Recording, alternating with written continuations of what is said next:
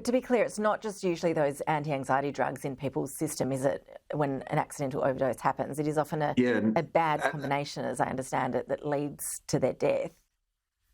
Correct. And in fact, benzodiazepines are very rarely the single drug. Most drug overdoses are actually a combination of drugs. Opioids are obviously, the pain relief drugs, pharmaceutical side, and then heroin on the illicit side. They're still the key leading cause of overdoses. But benzodiazepines are often in the mix because they amplify the effect of the opioid. And so what we're seeing with the overdose toll in Australia, it's not, as you said, it's someone dying every 4 hours, but they're dying from a combination of alcohol, so legal drug, pharmaceutical drugs and illegal drugs. And the illegal drugs are not, they're often getting all of the attention in relation to overdose, but we need to be much more conscious of the role of pharmaceuticals and alcohol.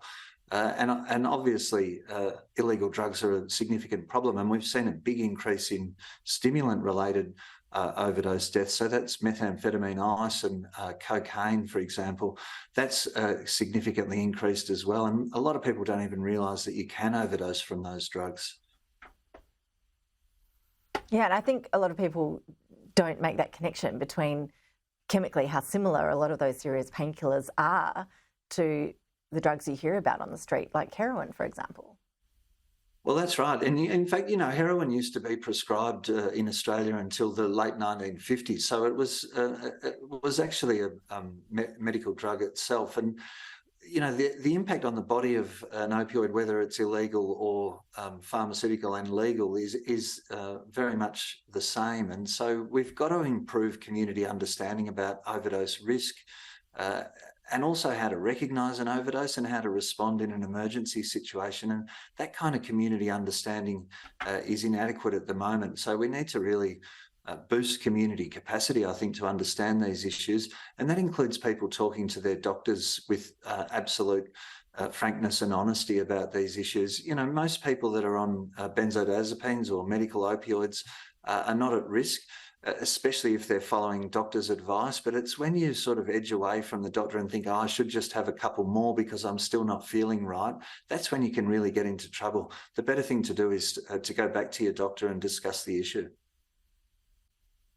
John, a lot of our viewers might have also caught one of the two major dramas out at the moment, these TV series that are looking at the opioid crisis in the US. They're both really focusing on the story of Oxy, as it's known, and how that really proliferated throughout the US in a very damaging and fast way. In particular, I think a lot of people would be shocked, and I saw one of these programs last week. So the travesty, really, of the peddling of these painkillers by the medical profession.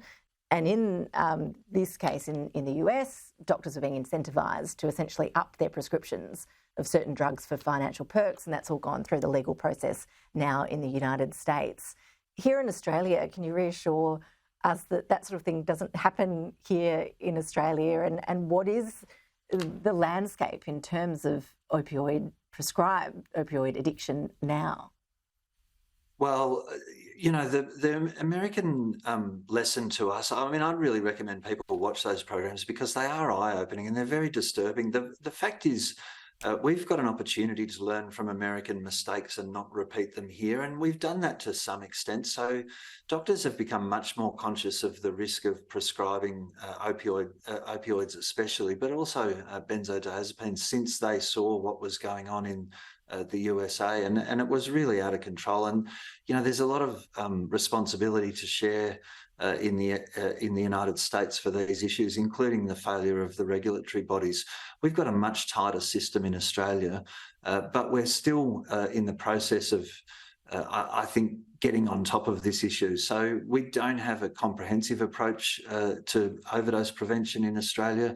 We don't have enough access for people in pain to pain care clinics, etc. So there's a lot of things that we should be doing in Australia to avoid the debacle that they've experienced in America. And, one of the things that we did in Australia, copying the Americans, was to introduce real-time prescription monitoring. And it's not clear how that's working in Australia. There's anecdotal reports that people are getting pushed out of healthcare and left to their own devices, which is highly problematic. That's certainly been an issue in the US, and that's part of the drive towards fentanyl in the US, which is people had been relying on access to medical opioids, and when that was cut off, they flipped to the illicit market.